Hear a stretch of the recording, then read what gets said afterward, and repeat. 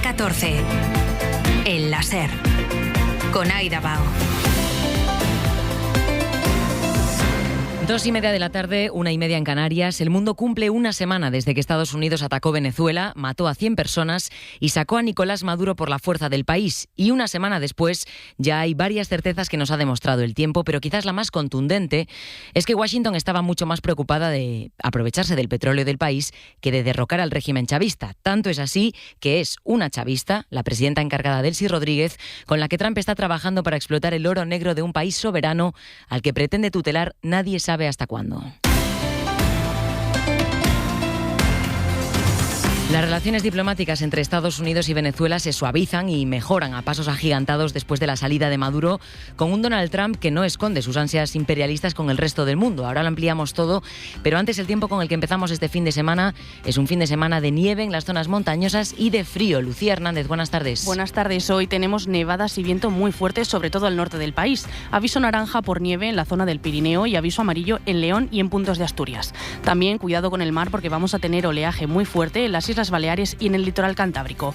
Durante la tarde vamos a tener sol en casi todo el país. Habrá algo de nubes hacia el norte en puntos de Castilla y León, Galicia y Asturias, pero no serán predominantes. Donde no van a ver el sol es en el País Vasco y en Navarra, donde va a llover todo el día. En cuanto a las temperaturas, estamos alrededor de los 10 grados en toda la península y van subiendo hacia los 15-16 en las costas. La nieve está afectando a decenas de carreteras de la red secundaria por todo el país. Dirección General de Tráfico, ¿cómo se circula a esta hora en la red española? Alejandro Martín, buenas tardes.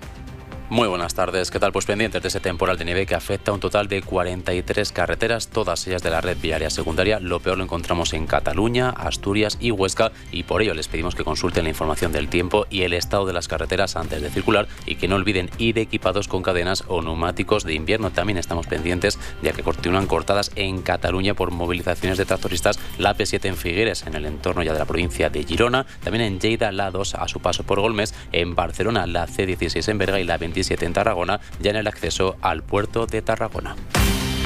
Pues sábado de frío y con una tarde de liga por delante que contaremos aquí en la SER, en el día previo también a la final de la Supercopa, que además es un clásico.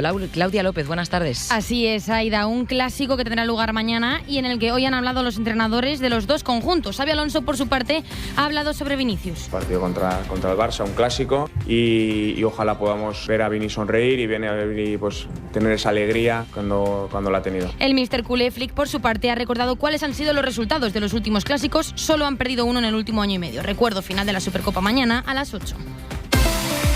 Hora 14. Aida Bao. El gobierno venezolano y el gobierno de los Estados Unidos están explorando canales para aperturas de embajadas. ¿Con qué objetivo? Reiterar la denuncia contra la agresión que sufrió nuestro pueblo. Es digno de ver el equilibrismo que trata de hacer la presidenta encargada de Venezuela para justificar el acercamiento diplomático que el mundo entero está viendo entre Caracas y Washington. Después de la agresión a Venezuela, Delcy Rodríguez dice que sí, que están como una balsa de aceite en lo diplomático con los estadounidenses, pero que es para echarles la bronca por el ataque y el secuestro de Maduro de la semana pasada. Enviado especial a la frontera con Venezuela, Nicolás Castellano, buenas tardes. Hola, ¿qué tal? Buenas tardes, Aida. Una reanudación de las relaciones diplomáticas, Nico, entre ambas partes, que se suman los contactos que también han tenido los chavistas con el gobierno español en las últimas horas.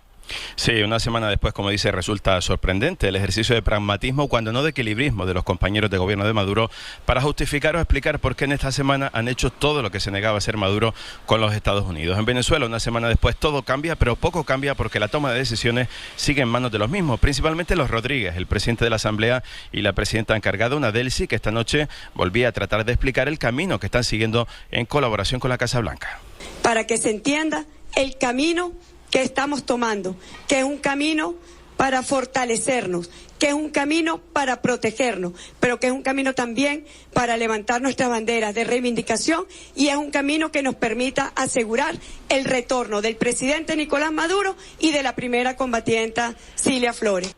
Los funcionarios del Departamento de Estado ya están en Caracas, han transportado hasta aquí, hasta la capital venezolana, toda una flota de vehículos. La intención es reabrir la embajada lo antes posible. Una Delcy que explicaba anoche esta negociación a pleno rendimiento con la Casa Blanca y agradecía también las llamadas, entre otros, del presidente español Pedro Sánchez. Y mientras en las calles la retórica, esta vez de nuevo con Nicolásito, el hijo de Nicolás Maduro. Todo lo que estamos haciendo hoy como gobierno fue el plan de Nicolás Maduro que aprobó él mismo personalmente. Todo Nosotros estamos siguiendo sus instrucciones. Si algo me pasa, aquí está este camino y ustedes saben lo que tienen que hacer. Aquí está el plan de la patria, aquí está el plan de las 7 transformaciones, aquí está el plan de negociación aprobado. Incluso el plan de negociación, dice, con la Casa Blanca lo había dejado preparado su padre. Una semana después, el petróleo, la liberación de los presos y el restablecimiento de las relaciones con Estados Unidos, mucho ha cambiado Venezuela. Nico, desde la frontera con Venezuela, gracias.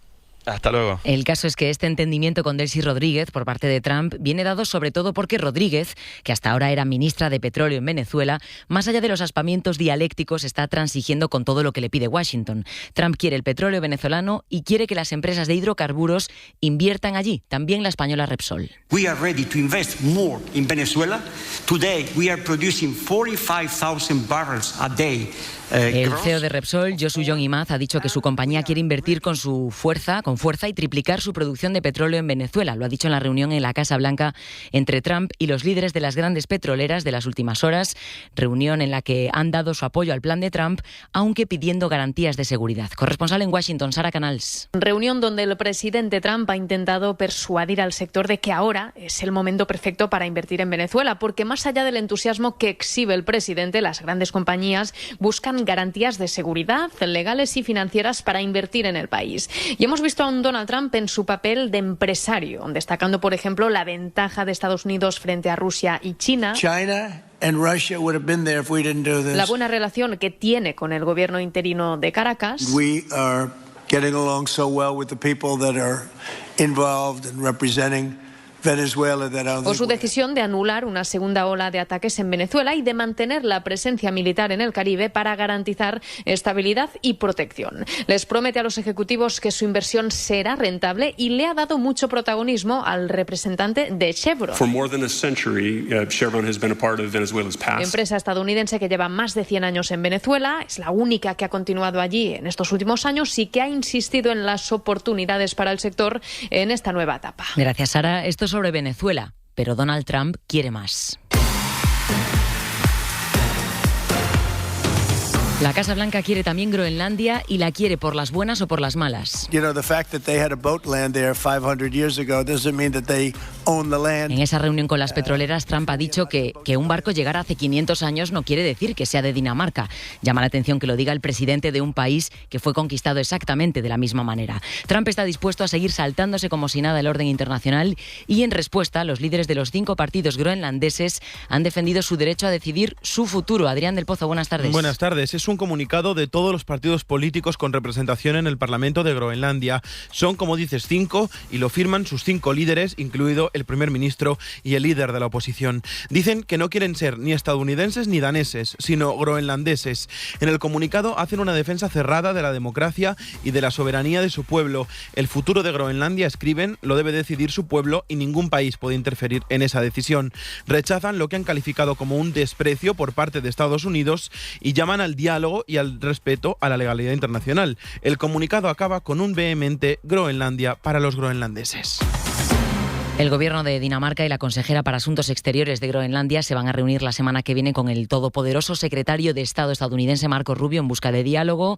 María Ibáñez, buenas tardes. Buenas tardes. Pero lo cierto es que si Estados Unidos quisiera invadir militarmente Groenlandia, no hay ninguna estructura militar que se lo vaya a impedir, entre otras cosas porque Estados Unidos es o era hasta ahora un país aliado. Así que hablando de la protección que pueda recibir Groenlandia, María, ¿hasta qué punto afecta el hecho de que Groenlandia sea un territorio autónomo que no forma parte de la Unión Europea, aunque Dinamarca sí sea un Estado miembro, y tiene la OTAN y la Unión Europea el mismo margen para defenderlo que a cualquier otro país? La respuesta es que sí. Groenlandia, aunque tiene un amplio autogobierno desde 2009, sigue bajo la soberanía de Dinamarca, que es el país que mantiene las competencias en defensa y en política exterior. Además, es Estado miembro de la OTAN y de la Unión Europea. Centrándonos en la Alianza Atlántica, en caso de que Trump hiciera lo que no descarta, que es el uso del ejército para conseguir la isla ártica, se aplicaría el artículo 5. Un ataque a un aliado supone un ataque para el resto. Pero esto haría saltar las costuras de la OTAN. José Jesús San Martín es asesor en seguridad y miembro del Instituto de Inteligencia Estratégica de Miami. Sería el hundimiento, el colapso de la OTAN, porque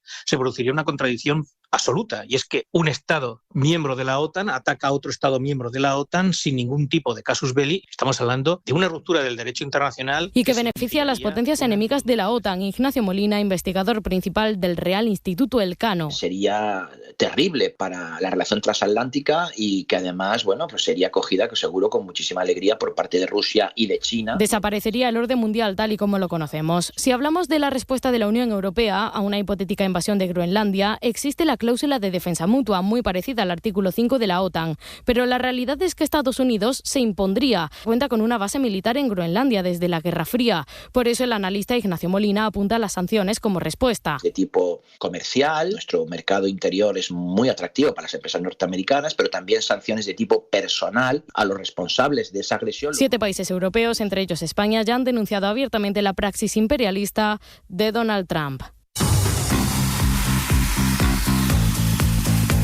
Groenlandia parece ser el objetivo más a corto plazo de Estados Unidos, pero no es el único. En los últimos días, Trump y su equipo han mencionado a al menos otros 2. Lorena Carramolino, buenas tardes. Buenas tardes, Aida.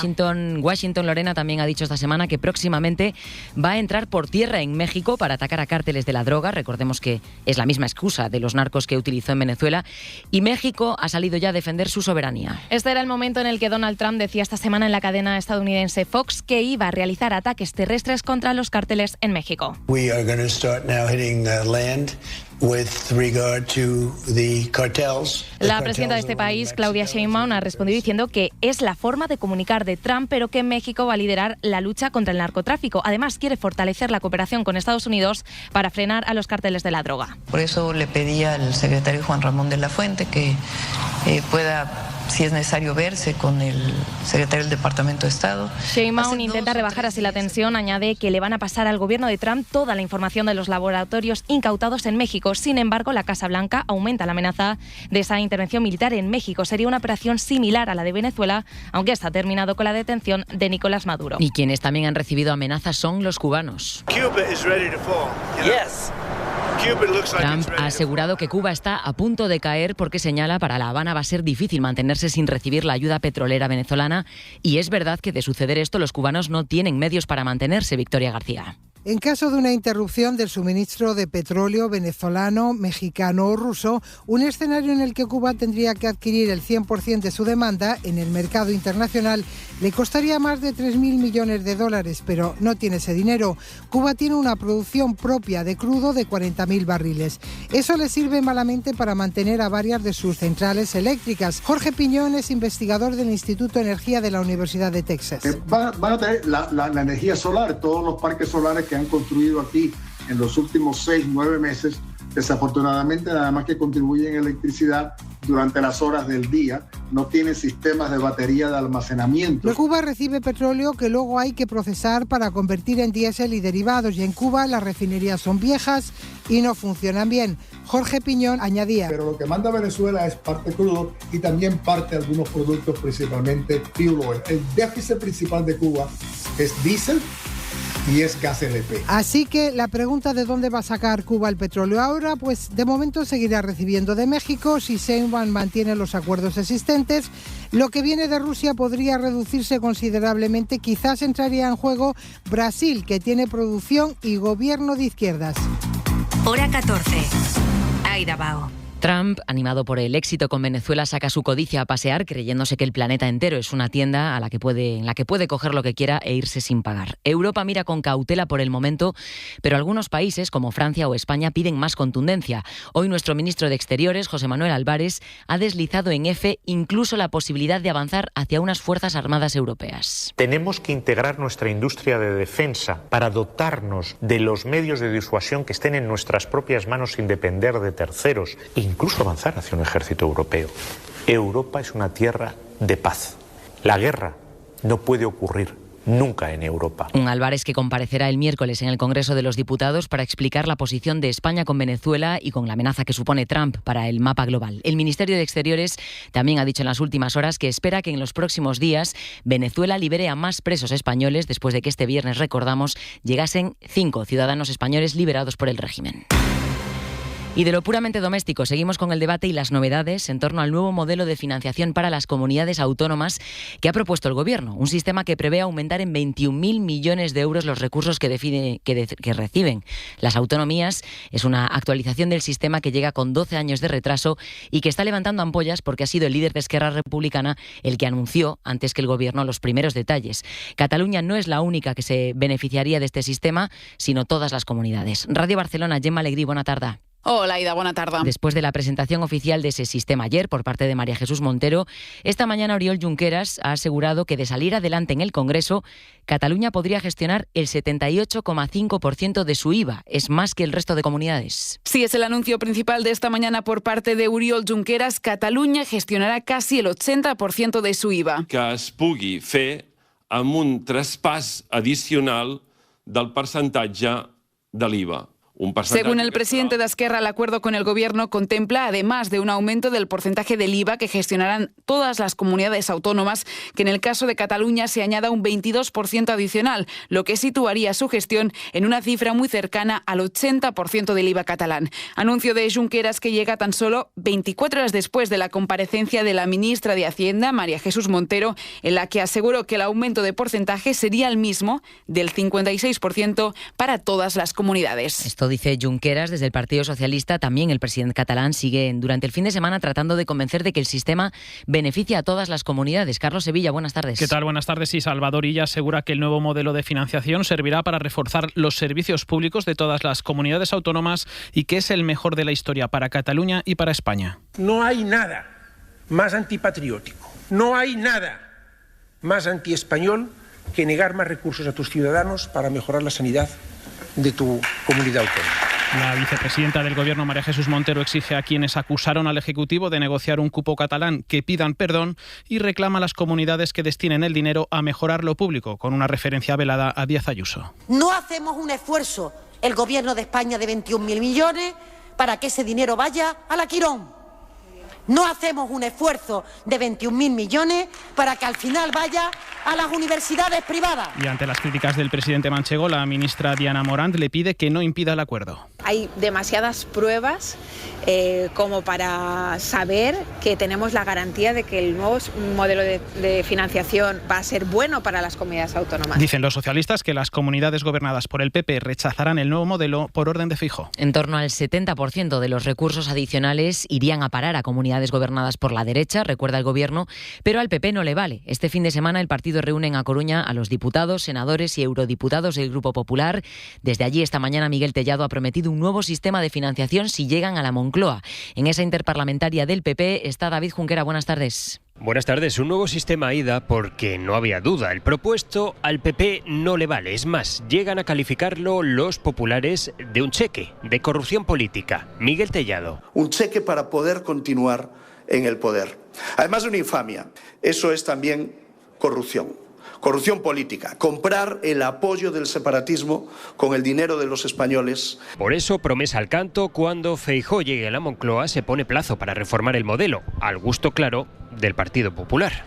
Cuando Feijóo llegue a la Moncloa, lanzará un nuevo sistema de financiación en el plazo de un año. Un sistema justo, un sistema solidario, un sistema bueno para el conjunto del país. Ya está bien de que el rumbo de España lo decidan los Junqueras, los Oteguis y un puñado de corruptos. Antes habrá que ganar las elecciones cuando toquen. Por lo pronto, el número 2 del PP ya vaticina un 2026 de dulce para su partido. El sanchismo caerá en los próximos meses, yo no tengo ninguna duda. Lo hará golpe a golpe y voto a voto. Tellado vaticina un viacrucis judicial y electoral para un partido socialista al que tilda de mangante. David Junquera, hoy desde A Coruña, gracias. Gracias, Aida. Hasta luego. Precisamente en las carreteras gallegas, pero también en las catalanas, siguen experimentándose cortes de tráfico por las protestas de los agricultores por el acuerdo entre la Unión Europea y Mercosur después de 26 años de negociación. Estamos en la redacción de informativos siguiendo esos cortes. Almudena Lopesino, buenas tardes. Buenas tardes, Aida. Las protestas de agricultores y ganaderos continúan este sábado en puntos de Galicia. Por ejemplo, en Ourense, unos 70 tractores y cerca de 200 personas mantienen bloqueada la A52 en ambos sentidos. También en Cataluña. Aquí está la aduana, moltes matèries només poden entrar y poden. Ya han dicho esta mañana que van a continuar con esas protestas y además reclaman al Govern que pelee por sus derechos. Allí siguen cortadas la AP7 en el entorno de Figueres Figueres, en Girona, la C16 entre Caserres y Berga, también en Girona, y en esa misma provincia el acceso está restringido en la Nacional 2 entre Báscara y Pontós. Cortada la A27 de acceso al puerto de Tarragona. Los tractores han vuelto a salir a las carreteras de Vitoria. Con el mismo mensaje, no aceptan el pacto alcanzado por la Unión Europea y los países que forman parte de Mercosur, con Paraguay, Uruguay, Brasil y Argentina. Las concentraciones se extienden a otros territorios como Castilla-La Mancha y Cantabria. Aseguran los ganaderos y agricultores españoles que el acuerdo favorece la competencia desleal porque los productos de América Latina, dicen, llegarán a Europa con aranceles reducidos y además rechazan que no tengan las mismas normativas locales ni en materia sanitaria ni medioambiental.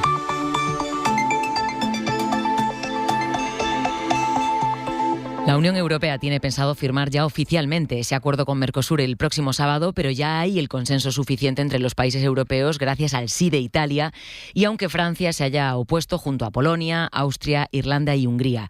Bruselas, en todo caso, sigue insistiendo en que los agricultores europeos no se van a ver perjudicados, que es lo que ellos denuncian.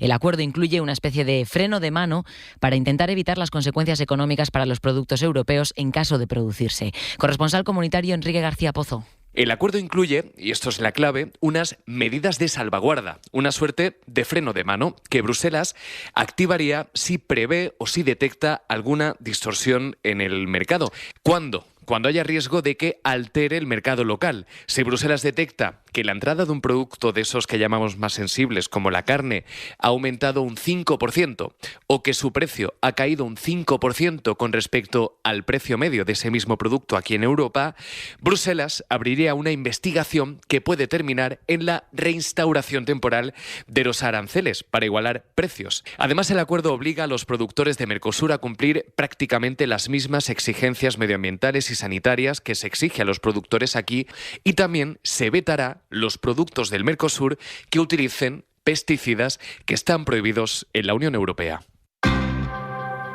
Hola, estoy en el súper haciendo la compra. No veas qué calidad y qué variedad. El aceite de oliva virgen extra hojiblanca, bidón de 5 litros, tiene la segunda unidad al 50%. Y el pack de 6 latas de atún en aceite de oliva virgen o en aceite de oliva virgen extra albo tiene un 2x1. Aprovecho, ¿no? Supercor, Hipercor y Supermercado El Corte Inglés. ¿Qué necesitas hoy? En tienda web y app. El Foro Económico Spain Investors Day, punto de encuentro de la inversión en España, reúne a los inversores internacionales, empresas españolas y el equipo económico del Gobierno para analizar los desafíos económicos y planes de futuro de nuestras empresas. Patrocinan BNP Paribas, Exxon, Deloitte, Endesa, Letter One, CecaBank, ESADE, BME y Prisa. SID es una empresa de estudio de comunicación. Hora 14. El láser. Aida Bao. En Irán, el régimen de los ayatolás vive uno de los momentos más críticos de los últimos 30 años porque las protestas en la calle no se detienen. Protestas contra el régimen que empezaron inicialmente por la crisis económica y que han derivado en un cuestionamiento de todo el sistema impuesto desde Teherán. Desde el 28 de diciembre son ya más de medio centenar de muertos, mientras el ejército ha hablado hoy de una conspiración escondida en las protestas. Lucía Hernández, buenas tardes. Buenas tardes. Esta mañana 100 personas han sido detenidas en por alteración al orden público. El líder supremo de los ayatolá, Ali Jamenei, ha calificado a los manifestantes de vándalos y mercenarios al servicio de Donald Trump, y los medios iraníes hablan de agentes terroristas de Estados Unidos e Israel. Además, el fiscal general iraní ha dicho que todos los manifestantes se podrían enfrentar a la pena de muerte. Desde el jueves, los iraníes sufren un apagón nacional forzado por el régimen. Al menos 65 personas han muerto y más de 2.000 manifestantes han sido detenidos. Entre los altercados se han producido varios incendios a edificios gubernamentales y al menos a una mezquita. En las manifestaciones se escuchan cánticos como este que reclaman la vuelta de la familia real iraní, que tuvo que exiliarse en 1979 después de la revolución islámica que impuso una teocracia chiita en el país. Continúa, por tanto, la tensión en Irán, y sobre la invasión de Ucrania, el secretario general de la ONU, Antonio Guterres, ha condenado hoy los últimos ataques del ejército ruso.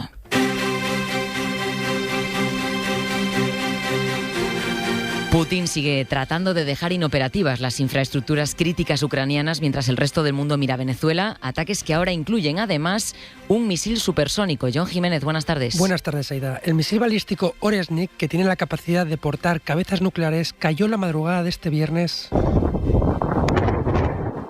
en Lviv, muy cerca de la frontera con la Unión Europea, con Polonia. Un toque de atención que llega después de que los aliados europeos acordaran este pasado martes el despliegue de una fuerza internacional en Ucrania, una vez finalice la guerra. Una presencia militar que Putin considera una injerencia extranjera y a la que se niega de plano. El misil balístico vino acompañado de una oleada de drones que apuntó una vez más a la infraestructura energética del país. Unos ataques que, dice Zelensky, tratan de castigar a la población civil con el frío. El Consejo de Seguridad se reunirá este lunes para tratar una situación humanitaria que la ONU considera extremadamente grave. Y en Suiza, las autoridades confirman que el bar del resort de Crans Montana, en el que murieron 40 personas en una fiesta de fin de año, confirma la policía que el local llevaba 5 años sin someterse a inspecciones de seguridad obligatorias. Guillermo Durán, buenas tardes. Buenas tardes. Según el alcalde de la ciudad, la discoteca no había pasado ningún control ni revisión desde 2020. El control periódico no ha sido efectuado entre 2020. Además, ha reconocido que no tiene forma de explicar ese incumplimiento de las normas que obligan a un control anual de la seguridad en este tipo de establecimientos públicos. En las últimas horas, la Fiscalía ha detenido de manera preventiva por riesgo de fuga al copropietario del bar suizo. A ambos dueños les investigan por supuesto homicidio por negligencia. Unas 80 víctimas del desastre del incendio de Crans Montana siguen hospitalizadas en Suiza y otros países europeos. El Foro Económico Spain Investors Day, punto de encuentro de la inversión en España, reúne a los inversores internacionales, empresas españolas y el equipo económico del Gobierno para analizar los desafíos económicos y planes de futuro de nuestras empresas. Patrocinan BNP Paribas, Exxon, Deloitte, Endesa, Letter One, CecaBank, ESADE, BME y Prisa. SID es una empresa de estudio de comunicación. Planeta 14. Y atentos a este dato que da hoy Oxfam y que demuestra que cuando hablamos de contaminación y de responsabilidad también hay clases. A estas alturas del año, a 10 de enero, el 1% de la población más rica del mundo ya ha generado el total de emisiones que le correspondería para todo el 2026. Belú Jiménez, buenas tardes. ¿Qué tal? Buenas tardes. El 1% más rico del mundo ha agotado su presupuesto anual de carbono, es decir, el total de CO2 que podrían emitir este año para frenar el aumento de la temperatura global a solo 1,5 grados más. Este informe de Oxfam pone de manifiesto cómo los superricos, como los llaman, son más responsables del cambio climático. Se estima que las emisiones de tan solo un año de este 1% de la población provocarán 1,3 millones de muertes para final de siglo, mientras las personas que menos han contribuido a provocar la crisis climática, sobre todo de los países más pobres, son los que más sufrirán sus consecuencias. Además de su estilo de vida y sus influencias, los superricos también invierten en las industrias más contaminantes. El estudio destaca que de media cada 1.000 millonario posee una cartera de inversiones en empresas que generan 1,9 millones de toneladas de CO2 al año. ¿Y las soluciones? Pues el informe propone más impuestos para los más ricos y para las actividades de lujo que sean más contaminantes. Y hoy, para terminar, nuestra particular propuesta de las series que no hay que perderse durante este mes de enero. Nos lo cuenta Natalia Santamaría. El año comienza cargado de estrenos. Este mes regresa The Pitt, la gran ganadora de los Emmys 2025 con 13 nominaciones y 3 estatuillas. Esta segunda temporada volverá a tratar la salud mental del personal sanitario. El doctor Michael Robbie y el resto de protagonistas tendrán que afrontar la agotadora jornada del 4 de julio en su caótica sala de urgencias. Otra de las más esperadas es El Caballero de los 7 Reinos. A partir del 19 de enero se podrá disfrutar del spin-off de Juego de Tronos. 6 episodios en los que Ser Duncan el Alto y su escudero Egg recorrerán un poniente reinado por los Targaryen. Para quien le gusta el misterio, llega de estreno Las 7 Esferas, una miniserie basada en una novela de Agatha Christie, en la que viajamos a la Inglaterra de 1925 para investigar un asesinato de la mano de Lady Eileen Brent. Y el romance viene servido por la 4ª temporada de Los Bridgerton, en la que Benedict, el hermano bohemio de la aristocrática familia, se enamorará de una sirvienta desafiando las clases sociales. También llega la 4ª temporada de la comedia española Machos Alfa, además de muchas otras como El Infiltrado, Wonderman, 1000 golpes o Padre no hay más que uno, la serie.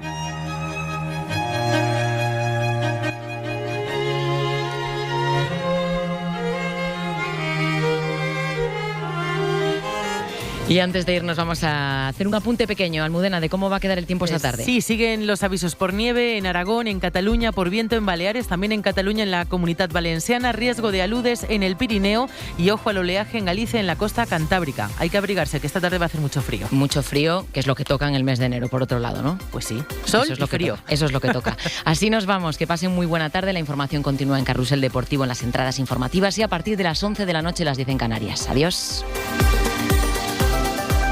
Hora 14. Suscríbete ya en la app de la SER, en nuestra web o búscanos en tu plataforma de audio favorita.